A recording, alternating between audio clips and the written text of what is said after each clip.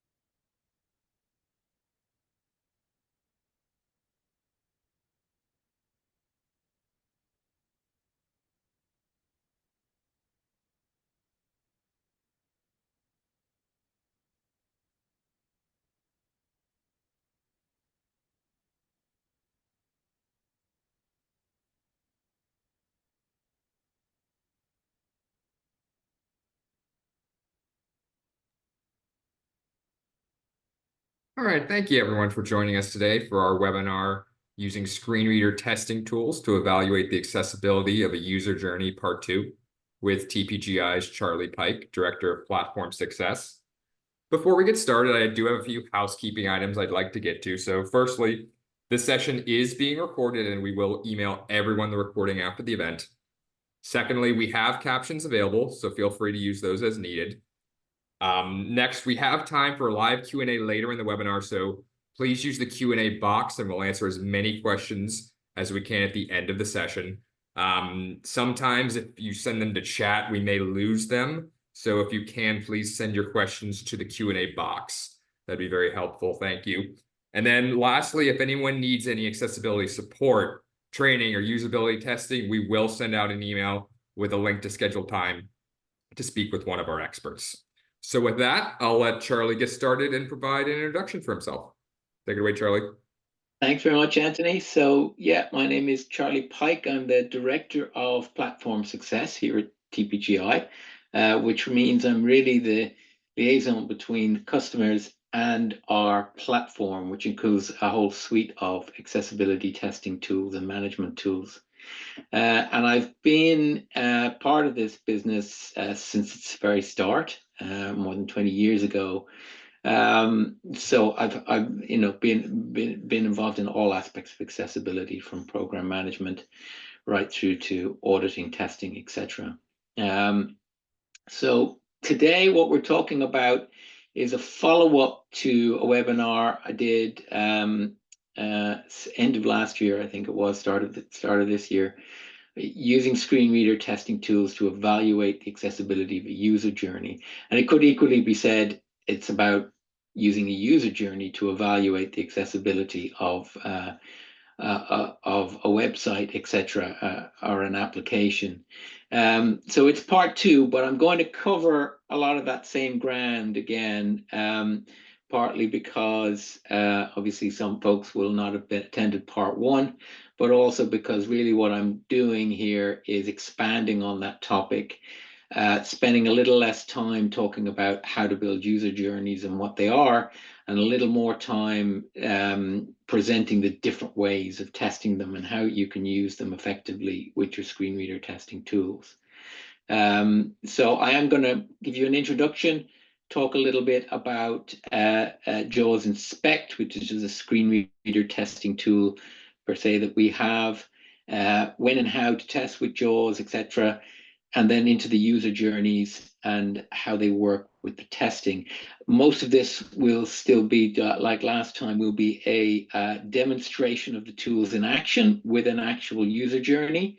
And then I'll leave time at the end for Q&A, which Anthony says you can put into the Q&A panel as we go along, and then I will address those questions as much as I can at the end of the session. So what is JAWS Inspect, just to set that? So JAWS Inspect will be the main part of what we demonstrate today. JAWS Inspect vastly simplifies the accessibility and JAWS compatibility testing. So it's really a testing tool for those doing JAWS testing. Without the distraction of speech or the complex feature set of the end user product, it's best uses transcripts of JAWS output to help diagnose issues. So essentially, it's a focused testing tool for JAWS testing. It gives you a transcript so that you can work very easily with the output rather than having to listen to the speech from JAWS and trying to figure out what JAWS said when. You've got a transcript that you can work with. You can easily diagnose issues with that. And I will show you that in action and you can see what I mean.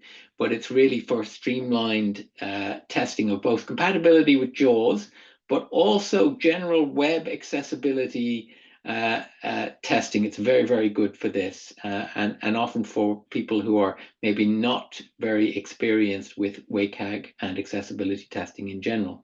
JAWS Inspect is great for them. Now, the benefits, it simplifies JAWS use for testers. Okay, so it doesn't have the complexity of JAWS as an end user product because it's focused on what testers need. A text transcript of JAWS output to use in bug tracking and compliance programs. So you can essentially, it makes it easy to distribute the issues that you find. Again, I'll show you that when I demonstrate the user journeys in action. But basically, with a transcript, you're able to then share with bug tracking systems, point out there's an issue with this particular piece of code, whatever. It helps with the identification of issues. It's not a testing tool. It does not identify issues for you or flag them, but you'll see when I show it to you that it's very easy to do so because it's very clearly laid out where there are problems and where there are not. And it allows for rapid rollout. So it's very simple to learn, very little interface there.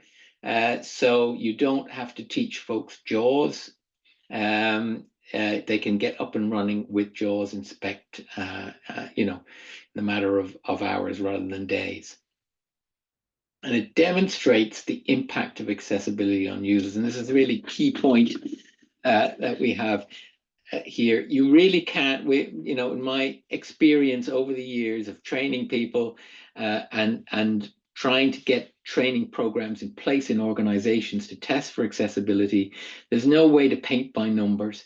You need to understand something of the users and their needs and the problems that you're trying to solve for them. And JAWS Inspect is terrific for that because it gives you immediately a very good sense of the problems that the users face and why they face them, and be quite motivational from that point of view as well. So unlike something like WCAG, which is a set of categories and things that you need to test and fix, this very much gets you to the heart of the problem. What problem are you trying to solve and for whom? So to look at user journeys, which are a key part, in fact, of all aspects of development and testing. So why are user journeys important? First of all, user-centered design, obviously, where you have user journeys from the design process from the beginning. Not only are you making your applications and your sites more usable, but you are building things that people will actually need. And there is an amazing amount of software and applications out there that are not built this way. So keeping the user central is the best way of ensuring the success of whatever it is you're building, designing. Helps you to better identify user needs. Okay, the more you're focused on the user, the more you can identify those features and those things that are going to be key for that user. And it can often be quite surprising what that is, and quite different from what the business team or the technology team might identify as critical.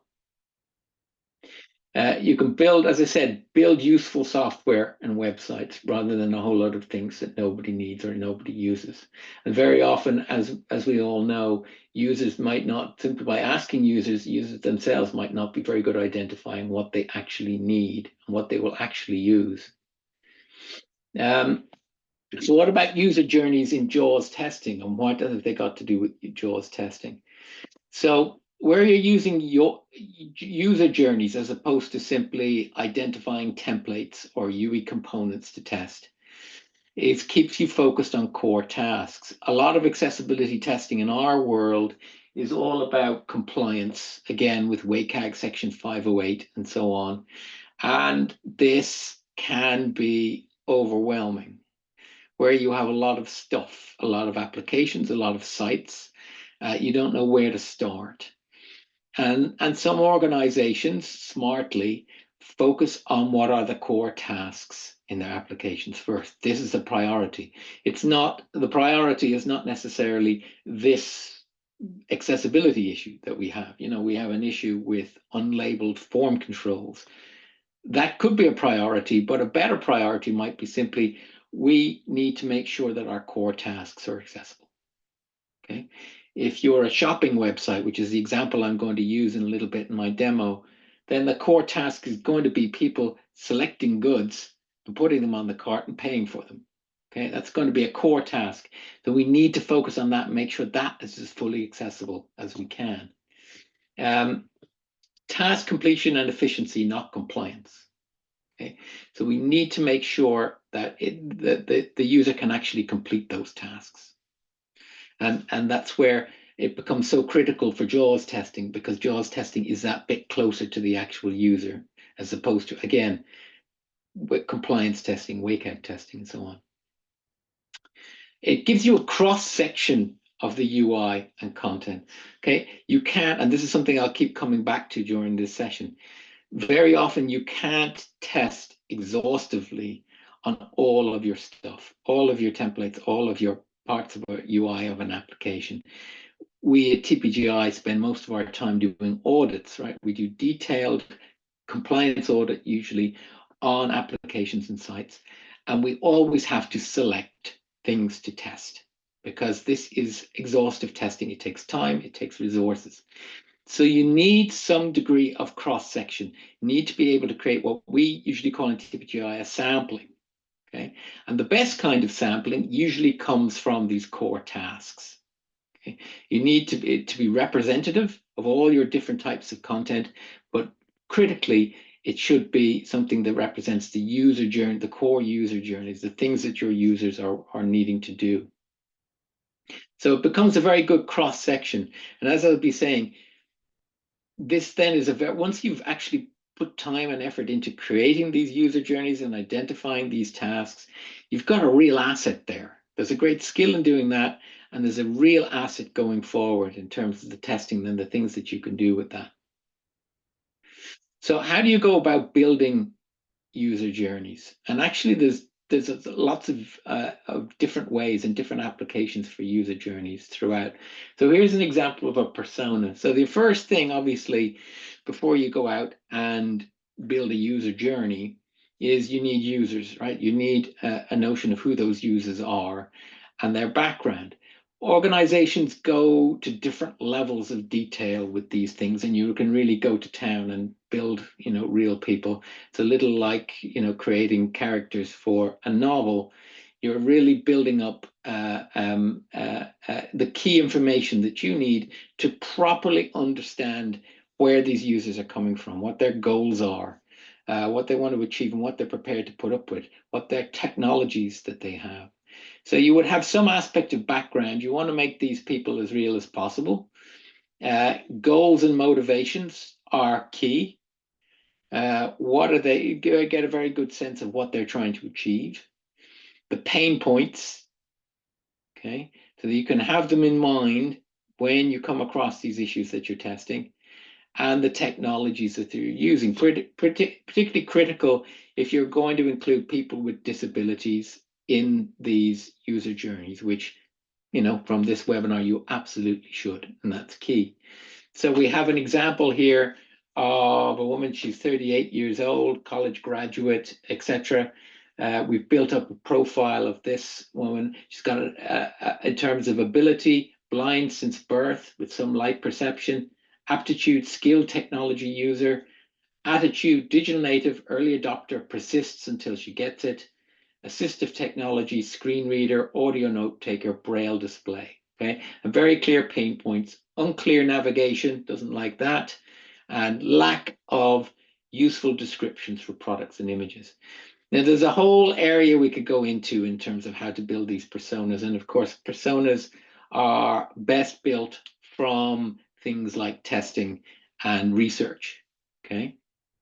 And there are obviously different arguments about the levels of detail you're providing. But for our purposes, really what you need are those things like goals and motivations, pain points, and the technologies. Because when it comes to testing, those are the things you're going to keep going back to. Okay. So different ways to build personas. Obviously, they can look quite different from this, but this is a sort of helpful general line.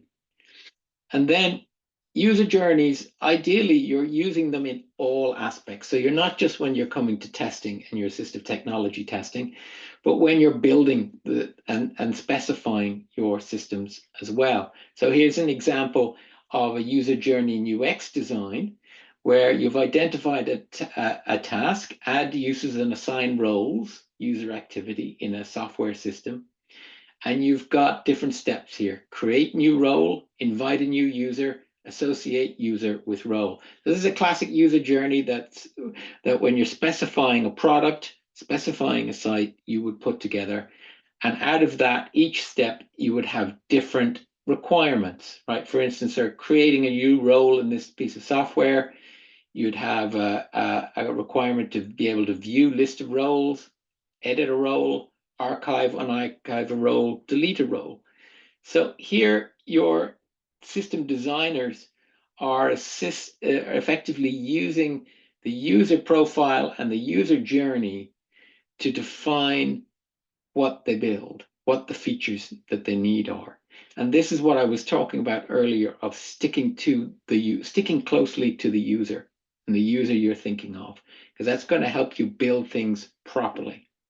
And if you start from that point, then you've already got defined roles which you can use in your testing in future. So you've got your user journeys already laid out, then they're already core, and you'll spend less time putting together your testing process later on. So here you've got a list of core tasks to perform, you capture the functionality, and then you've got a user journey. Now this, I've got an example here of a user journey from a shopping site. Again, this is a very elaborate one. It's the kind that's used obviously by UX teams, but also particularly by marketing teams to look at all the steps of an experience, from motivation outside of the site itself, motivation, why are they going to buy things on the site? Why are they going to the site? The search for the website, then coming to the site, browse the site, evaluate products, and their reactions. We track the feelings, the reactions to each of these: very happy, overall satisfied, unhappy. And this is how we find gaps and problems that we want to fill, identify maybe features in a product that we need to add to properly address what that user needs. But what I'm focused on here is how can we take that element and turn it into a test process that you can effectively use to keep yourself focused on the user all along. So here we've got an example of a JAWS testing process built out of that same user journey. Okay, so my example is a shopping website, a simple shopping store website, the web store that I'm going to show you in the demo process. And we have our persona, Victoria, and she needs to buy some sneakers for her son. She's price sensitive, but prefers sites that provide detailed information about their products. And her expectations are a large range, easy to browse, ability to compare brands, and a clear pricing, so on. Okay, and we break this down just like the user journey we were looking at earlier into activities and actions. So the activities being check out deals at first, okay, and out of that we've got actions like browse homepage, select shop sale, browse sale item, and then we've got browse as categories. It's the next activity, and select going to look for her son. So select men from shop menu, browse men category, filter results, and etc. And she goes on to the other stages, evaluating products, and finally going through the pay process. Okay, so this is a key user journey for that site. It's a shopping site, so this is already a priority for us. And as I said earlier, we want to prioritize this. So we want to make sure that this process is fully accessible. Okay? We're not prioritizing a particular accessibility requirement, prioritizing this user journey. And this user journey then has broken down now into a test process. We're going to carry out these tasks and test as we go. Okay, so we've got a test process. So the next thing to talk about is really how do we go about testing that user journey? If we've got it set up, what are the different types of testing available? How do we do them? So this is, I often come back to this, what I call the accessibility testing onion. And the reason I compare it to an onion is you've got all these different layers and they're useful in different views, if you like, from a very high level view right down to a detailed view. So for instance, you have what we call in the outer layer of the onion, you have what we call in our sort of ARC accessibility world, domain scans. Those are the high level scans of all your stuff where you're looking at the broad picture. Okay. Slightly lower than that, you've got user flows, which is a term which is almost interchangeable really with user journeys. And user flows would be exactly what we're talking about there, that shopping journey. It would be a set of tasks that you're prioritizing and that you're going to test. That's much more focused, much more zoomed in. And then you've got manual expert audits, which I mentioned earlier, we're doing all the time in TPGI, but they're time consuming and exhaustive, so you can't do them all the time. But that's your way of finding everything. Okay. The full compliance testing, finding every accessibility issue that's in there. And then finally, at the core of the onion, you've got our AT testing. Okay, like our JAWS testing. You've also got things like user feedback and user research. Okay, so these are the different levels of testing. But in fact, our test process that we just looked in there, our user journey, can be an asset in all of those different types of testing because it helps you to focus again on the user, focus all those testing efforts on the user and not just on narrowly on a general notion of compliance. So here's those different sort of test types again, but specifically to roles, frequency, when you would use them, et cetera, et cetera.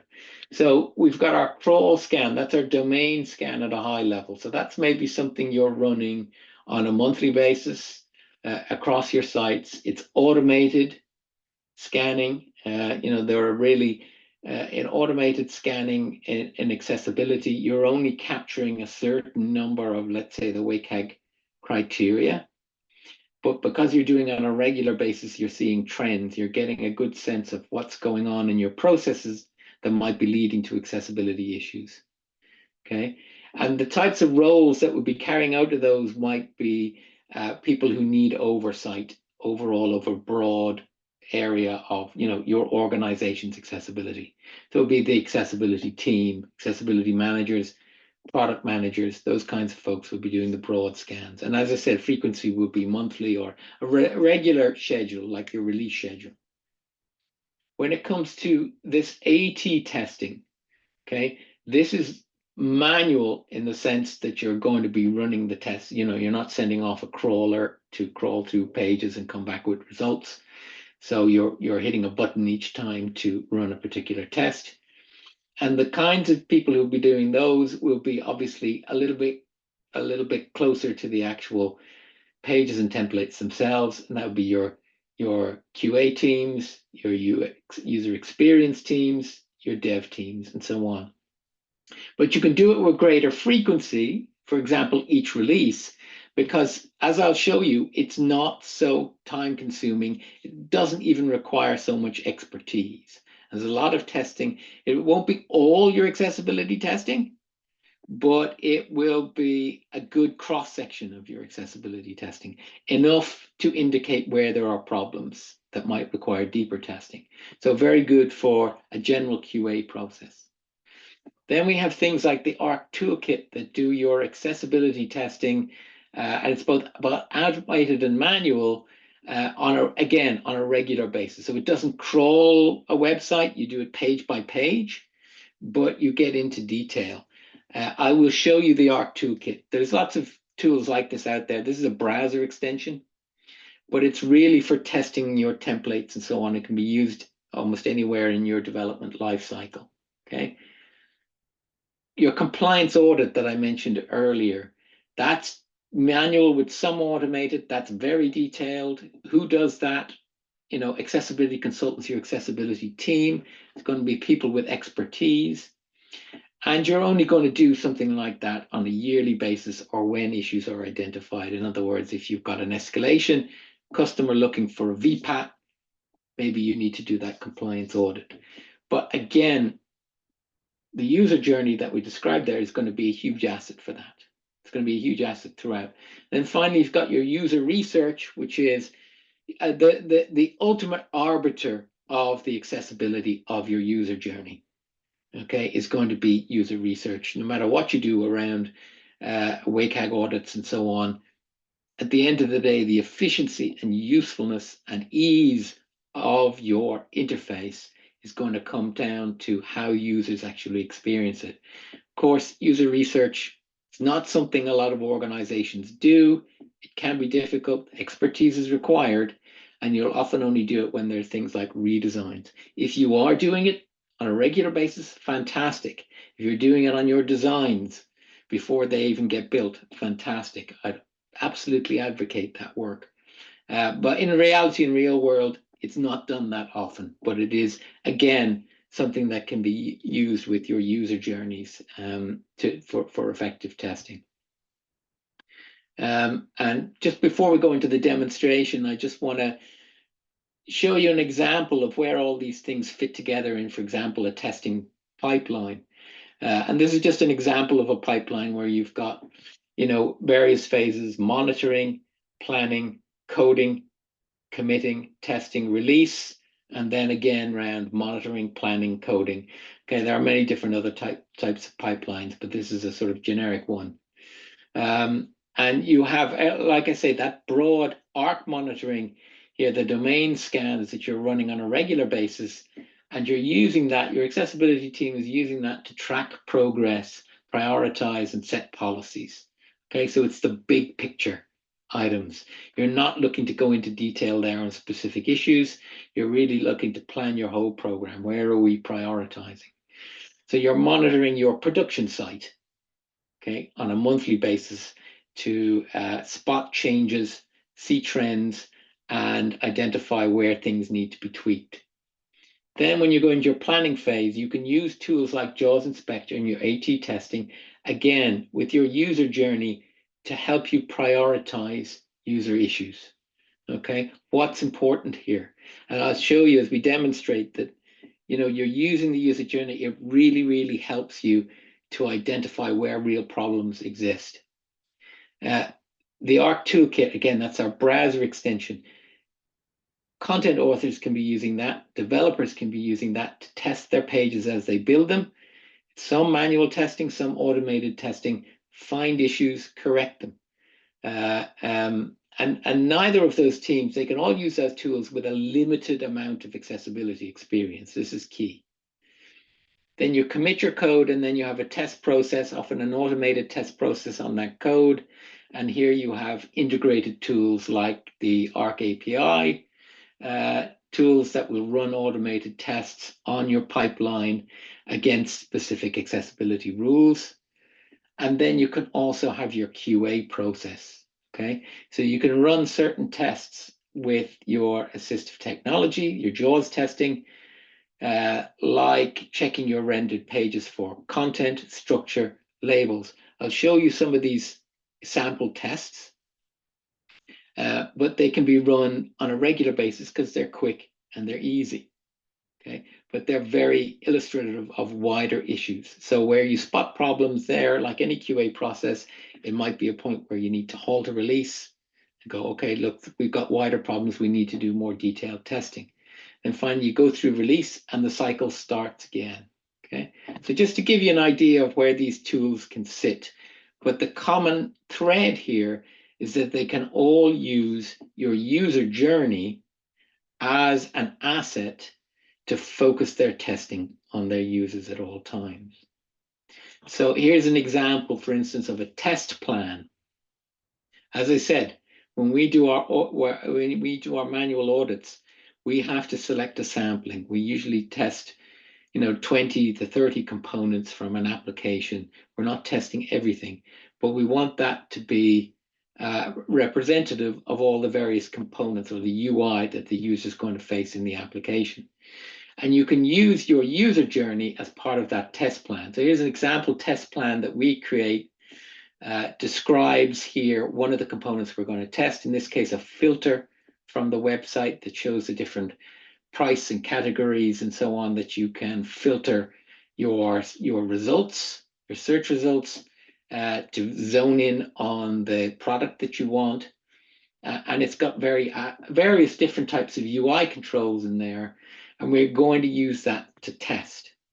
Okay, and in testing, we are testing not just this component, but all the components that use the same sort of widgets and do those things like check boxes, color pickers, sliders, and so on throughout the site.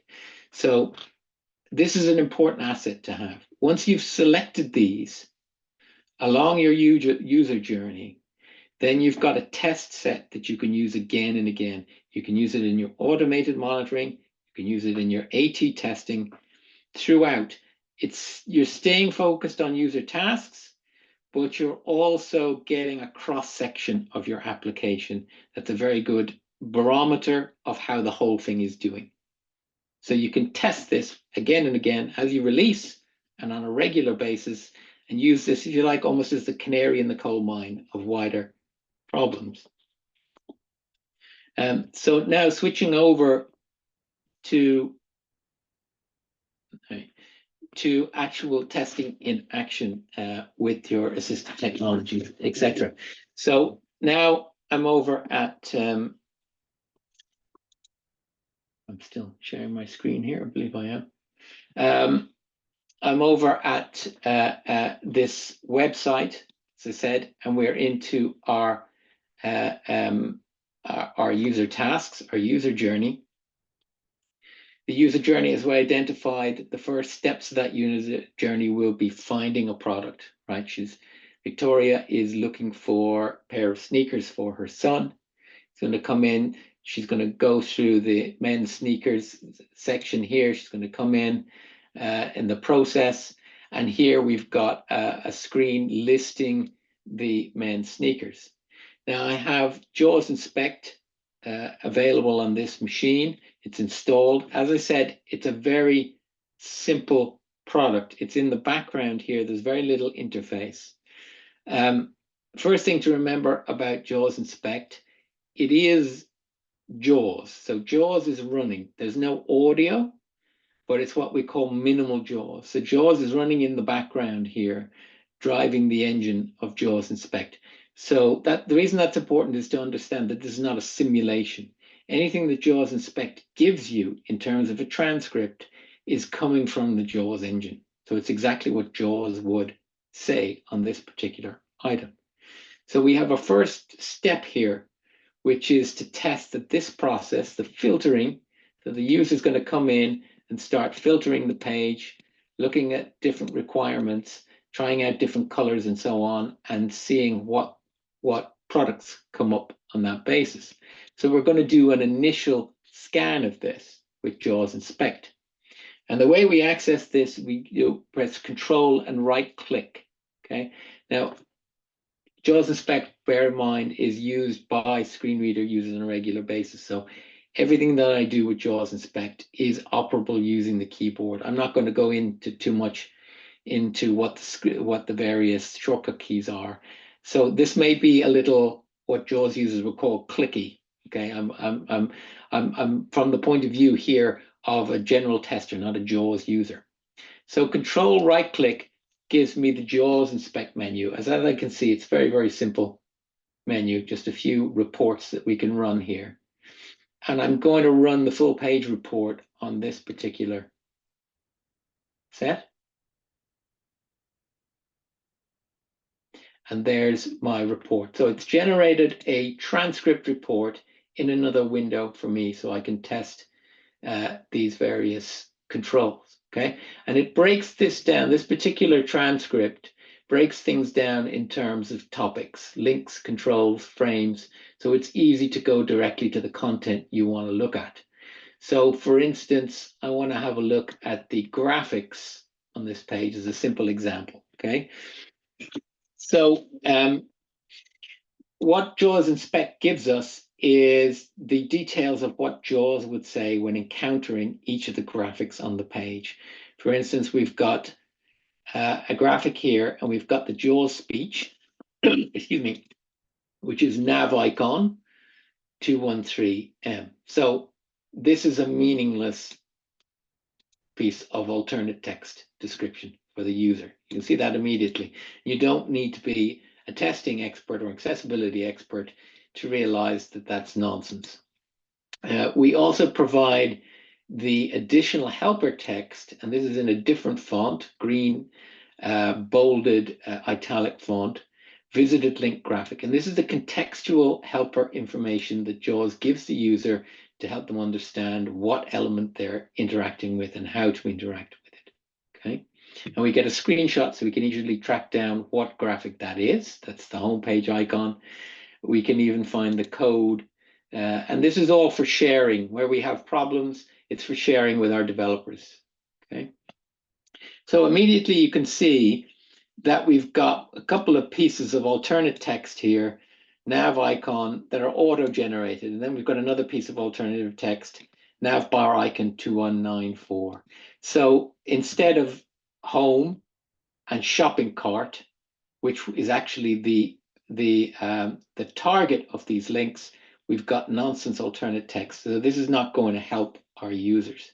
You also notice that though we're testing a specific task, these are items on the navigation bar, because at the end of the day, the user, especially the JAWS user, doesn't encounter these parts like the filters in isolation. They need to get there. They need to navigate the other aspects of the site to get there. So all these things have an impact on this user flow. And likewise, the user flow or the user journey takes in all aspects of the template as well. The other thing you'll notice is we've got a lot of actual graphics on this page, but most of them, namely the sneaker icons, are not in this report at all. So JAWS has not announced those. Now, this is not a testing tool, so it's not going to say, hey, there are missing images, but a quick check between the site and here tells us that something is amiss. It's missing. Okay, we have to figure out what that is. So a quick check on this stage of the user flow has already identified some potential problems. Now, if this was a QA team testing a regular release, we might leave it at that, go back to developers and say, there's a problem here, find out what it is and check it. And in fact, your developers can use the likes of the ARC Toolkit, which I'll bring up here.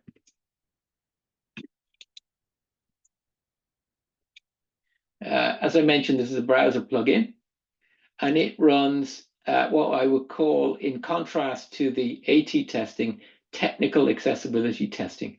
So here we're looking at the tags, why, in other words, where there are missing alt text, where there are issues.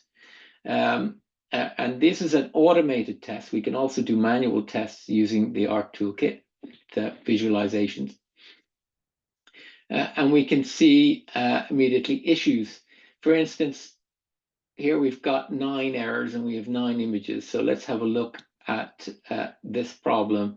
And we can see as a tester, and here I might have a different role. I might be the developer who's been just been charged with fixing the problem, identifying the problem. We can see that these are actually buttons. Okay, they've been coded as buttons and they are hidden using ARIA attribute. ARIA hidden is equal to true. Okay, so that's why JAWS is not announcing them. And in fact, they're buttons to launch a quick view page. But that has essentially already cut Victoria off from evaluating these items. Okay, so she may be able to filter these controls and find the product that she wants. But when it comes to actually identifying the listing and the items, now she's got no identifier for what these different images are. Okay, so this is a critical issue, and you can immediately see with these different types of testing what's critical here. Okay,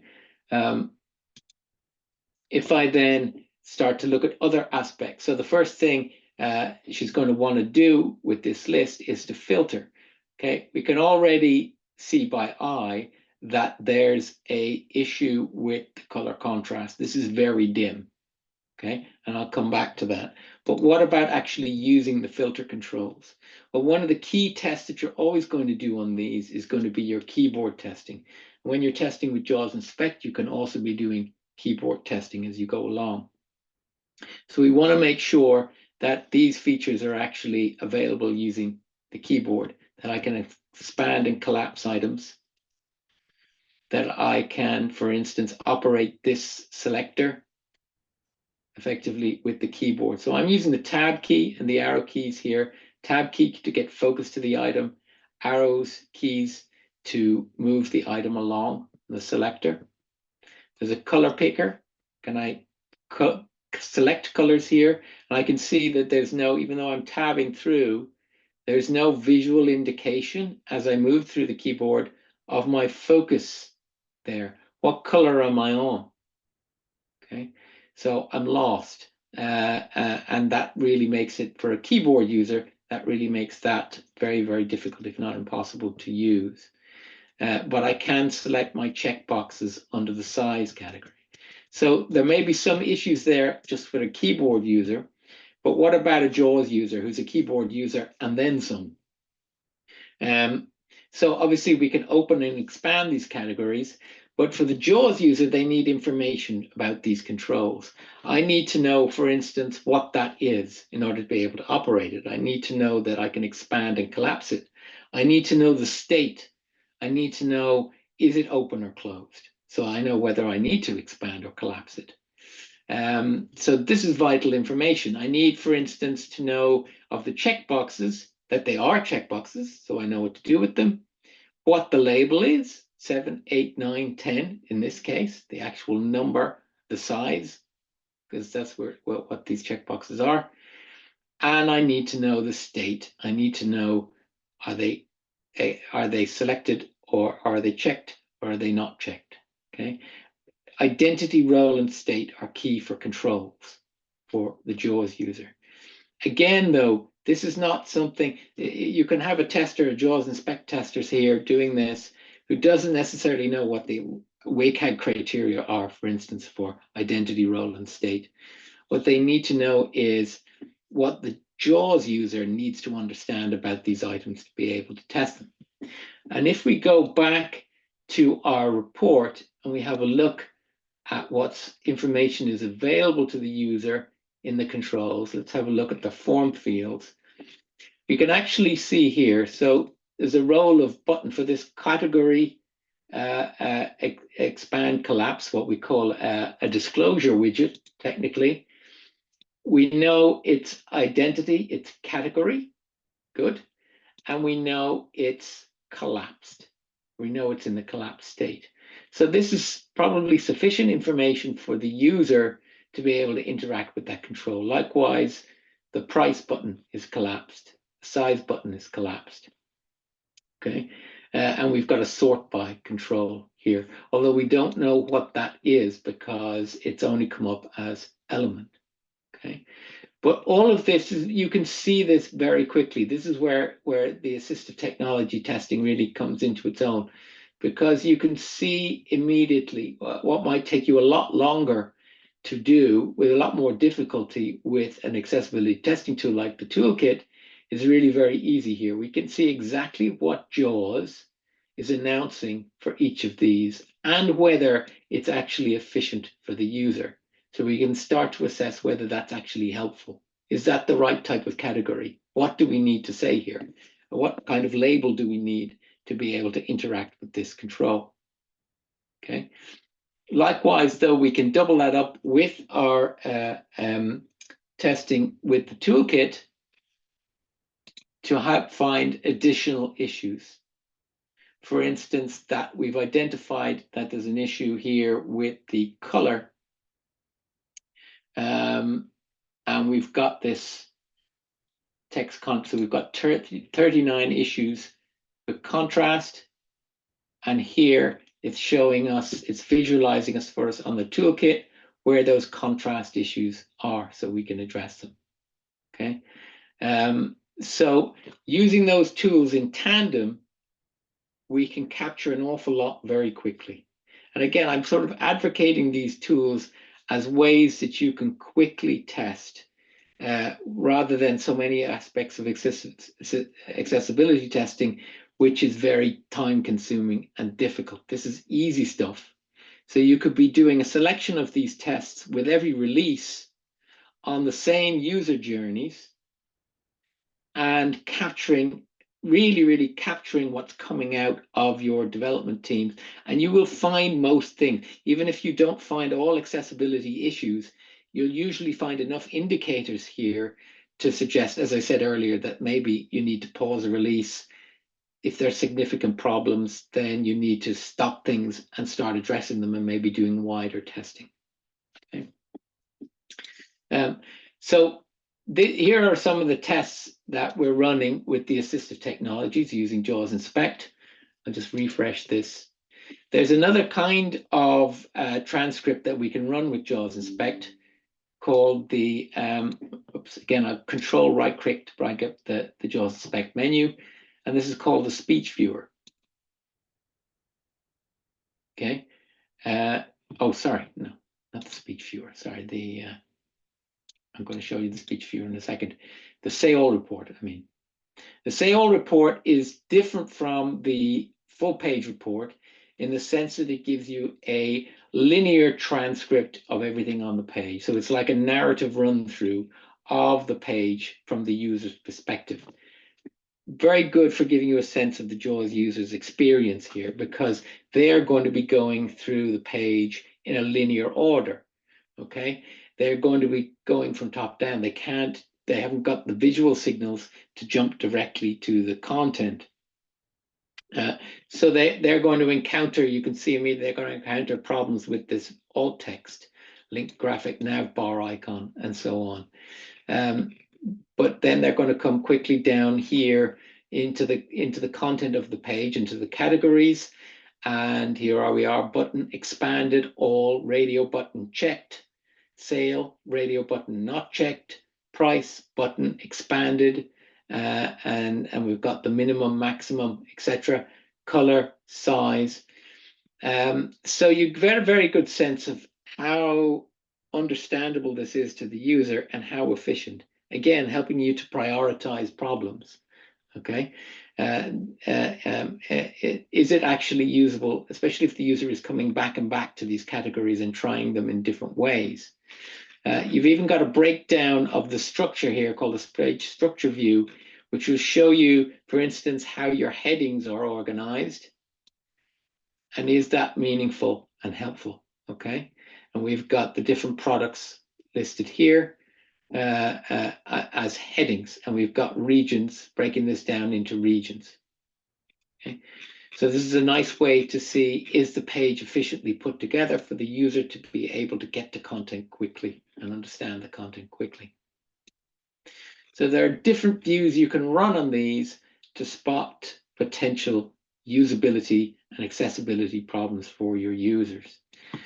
The other test, and by far the most flexible one for the assistive technology testing, is that speech viewer, particularly when it comes to user journeys. Okay, the speech viewer is a live transcript of the JAWS speech, so it's closer to the actual JAWS experience. And what I mean by that is, here I'm putting focus, I'm clicking on the screen to put focus on the screen, and you immediately start to get a transcript of what JAWS is saying. So it says main region, and it says heading level 2, filter by.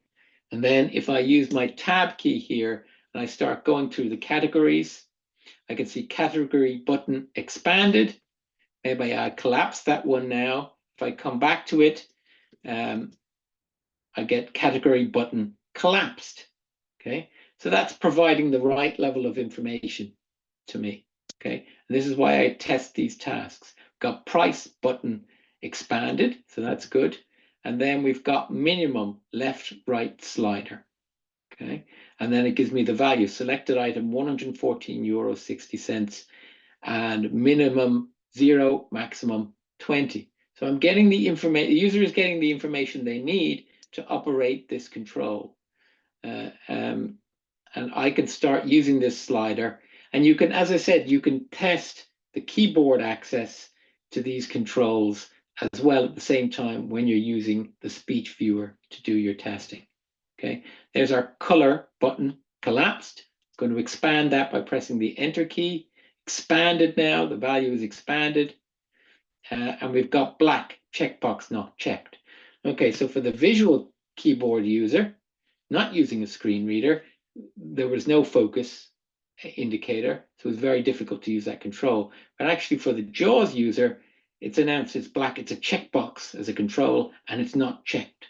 Okay, so I can actually interact with that and checked. I can make my selection, and I get 2 items matched your search criteria. So the JAWS user now knows that there are 2 items in the search.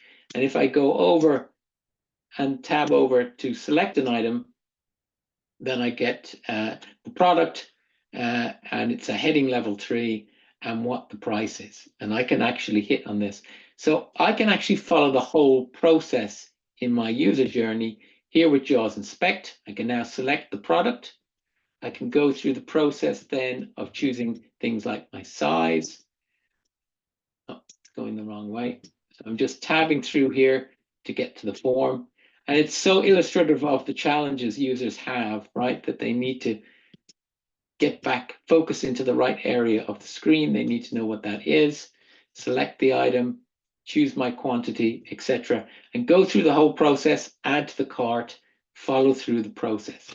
So I could be testing this all the time. When I've completed the process, I can then pause that and I can save that, or save all rather, sorry. And I'm going to put that in my JAWS Inspect folder, speech capture, and save it. I've got to give it a file name.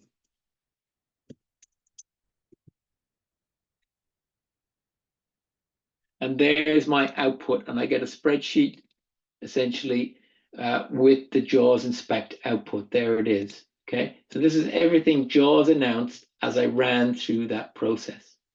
So you can see how, as a regular test process, you could be turning on that speech viewer, running through the tasks and checking things. And you will get to a point where you've fixed a lot of the issues. You've got those user tasks so honed that really it's just a matter of just double checking the results each time to make sure that there are no changes, missing labels, etc. as you go through. So that's it. I'm going to turn it over. We've only got 5 minutes to go. I left probably less time than I wanted to just answer some of your questions as we go. So first question here, are there any resources on web accessibility auditing QA testing? Well, there are lots. I don't know where to start with that. There are lots of resources. Obviously, we have our own TPGI blog and the webinars that we run, like this one. We have lots of resources on testing and how to run tests in our own knowledge base in our ARC product. We have training on how to do testing and QA processes in there. So when you're using the tools, we actually have full test scripts that you can run. So lots of resources there, but in the wider web as well. What tools would I use for crawl scan? So for instance, well, we're TPGI, we're going to be talking about our own products. We have the ARC, the Accessibility Resource Center, and I showed you the toolkit there that can run scans on a page by page basis. The ARC software can run a crawl of thousands of pages at one time and feed you back uses the same rules as the toolkit. So it'll feed you back things like that color contrast issue that we found with the filter controls. What tools would I use for the toolkit? I'm not quite sure. So the toolkit is a tool in itself. You can run the toolkit in most modern browsers, Chrome and Firefox, for instance. It's a free tool. You get it in the relevant extension. You get it in the relevant browser extension marketplace. Download it and run it, and you can use it in tandem with JAWS Inspect there. What automated tools would you recommend for the compliance audit? For the compliance audit, bear in mind that compliance audits, as I said, automated testing for compliance audits, we are never going to test all issues. They're only going to test some percentage of the issues. So you cannot rely on them for compliance audits. If you need to do full compliance, if you need to understand, for instance, how WCAG compliant you are in detail, then you will need to do manual testing, okay, as well as the automated testing. You'll need to do some manual testing. You can use things like the toolkit to help with that. As I showed you, it can help to, for instance, visualize issues on the page and help you test further. A lot of accessibility issues can be tested to some degree automated, and then you need additional manual verification to test them. So that's really where the toolkit comes in. Another question, when using JAWS Inspect, is it necessary for a developer or tester to understand how an actual JAWS user navigates various UI elements? For instance, when using the speech viewer, we sometimes need to press enter in a combo box to simulate forms mode. Otherwise, proper combo box navigation cannot be replicated. Is there a user guide or best practices document available? So yes, absolutely. In our JAWS Inspect reports, you'll see a help icon.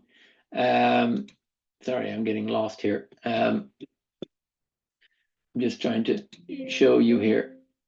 I would close Excel.